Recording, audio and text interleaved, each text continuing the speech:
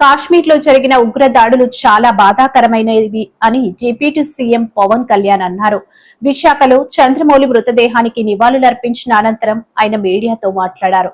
ఇటువంటి ఘటనలు పునరావృతం కాకుండా కేంద్ర ప్రభుత్వం బలమైన చర్యలు తీసుకోవాలని అన్నారు. మీరు కూడా రాలేకపోవచ్చని నాకు అప్పుడు చెప్పేవాళ్ళు. తర్వాత 90s అది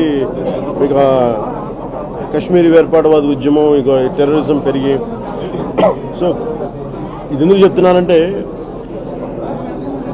పొద్దున నేను మధుసూదన్ గారి ఇంటికి వెళ్ళినా, ఈరోజు చంద్రమౌళి గారి ఇంటికి వెళ్ళినా ఒకటే వాళ్ళు చెప్తుంది ఏంటంటే, మీరు న్యూస్లో ఉన్నది కానీ అందరూ చెప్తుంది కానీ it's quite a targeted killing. అది మీరు హిందువా కాదా అని చెప్పి పరీక్షించి మరి చంపేశారు.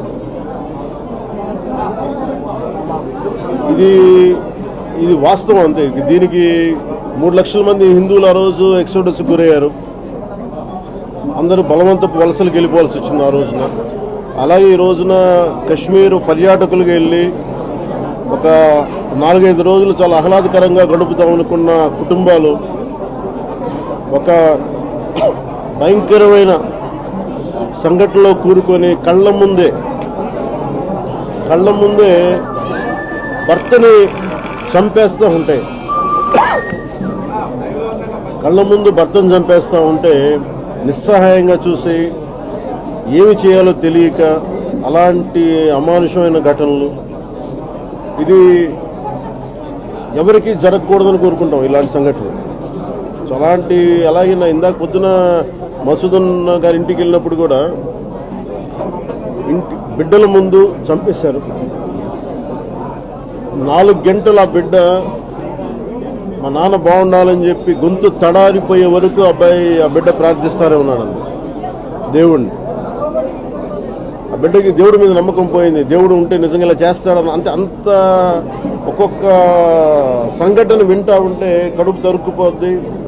అలాగే వాళ్ళు మేము నమ్మకంతో ఎందుకు ఇలా జరిగింది, ఎందుకు ఇలా అయింది మాకు అనేది వాళ్ళ బాధను వింటా ఉంటే నిజంగా ఏమాత్రం స్పందన ఉన్న వ్యక్తి ఎవరైనా సరే, చిన్నపాటి మెత్తదనం ఉన్న ఎవరైనా వ్యక్తి నలిగిపోవాల్సింది. ఇంకా నేను బయటికి వెళ్ళి వాళ్ళతో మాట్లాడిన తర్వాత నేను ప్రెస్ ముందు మాట్లాడాలనగా నాకు మాటలు రాలేదు. మధ్యాహ్నం కూడా చాలా చాలా బాధ కలిగింది. ఎక్కడో ఒక చోట దీనికి ఒక ముగింపు పలకాల్సిన అవసరం ఉంది దీనికి. ఎందుకంటే ఇది మనం ఇంక షుగర్ కోటింగ్ ఇంక మానేసేయాలి. ఇందాక ఇంగ్లీష్ ఛానల్స్ కూడా న్యూస్ అడుగుతున్నప్పుడు బ్లేమ్ గేమ్ జరుగుతూ ఉంది, లేదంటే ఇలా చేశారు అంటే బ్లేమ్ గేమ్ జరుగుతుంది అని అంటే ఒకటే చెప్పారు. ఇది బ్లేమ్ గేమ్కి కానీ లేదంటే ఇది అందరూ ఏకంగా ఒక ఏకతాటిపై నిలబడాల్సిన సమయం ఇవన్నీ. అక్కడ టెర్రరిజానికి మతం లేదు, ఖచ్చితంగా టెర్రరిజానికి మతం లేదు, ఇవన్నీ మాట్లాడచ్చు. కానీ ఇప్పుడు కశ్మీర్ సంఘటనలో చాలా క్లియర్ కట్గా హిందువుల్ని టార్గెట్ చేసి చంపారు.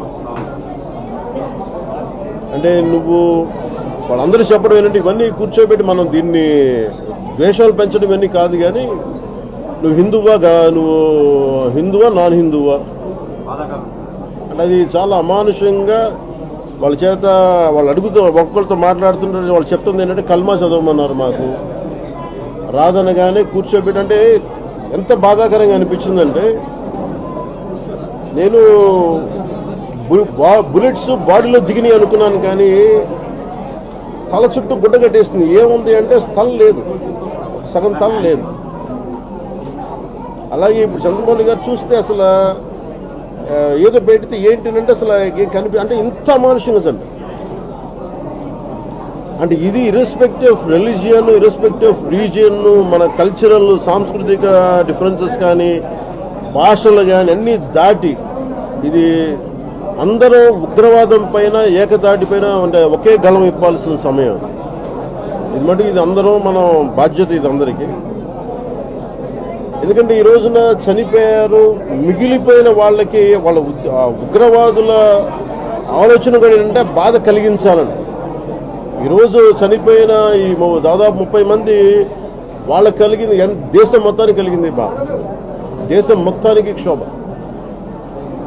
అంటే వాళ్ళు ఏ ఉద్దేశంతో ఇలా మనకు అంటే ఇలా జరిగితే హిందువులు ముస్లింలు కొట్టుకుంటారన్న ఆలోచన అవి జరగవు. కానీ బట్ ఖచ్చితంగా ఏ ఉగ్రవాదులు అయితే చేశారో వాళ్ళ మటుకు వ్యక్తి ఒక్కొక్కరిని ఖచ్చితంగా ఎరివేయటం కేంద్ర ప్రభుత్వం నరేంద్ర మోదీ గారి నాయకత్వంలో ఖచ్చితంగా జరుగుతుంది.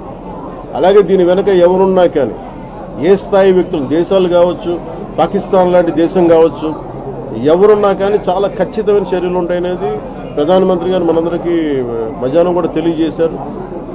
ఇది ఇలాంటి సమయంలో ఇర్రెస్పెక్టివ్ ఆఫ్ పొలిటికల్ పార్టీస్, మొన్న వక్ఫ్ ల్యాండ్ సమయంలో కూడా విభేదించిన వ్యక్తులు కూడా ఈ రోజున ఉగ్రవాదం సమస్య వచ్చేటప్పటికి అందరూ ఏకతాటిపై నిలబడ్డారు. ఇది ఖచ్చితంగా అందరూ అంటున్నది ఒకటే మాట, ఇది మీరు హిందువులా కాదా అని చెప్పి టార్గెట్ చేసి మరి చంపారు. It's targeted Hindu killing. ఇది there is no second thought about it. దీన్ని షుగర్ కోట్ చేయాల్సిన అవసరం, ఇది వాస్తవం అంతే.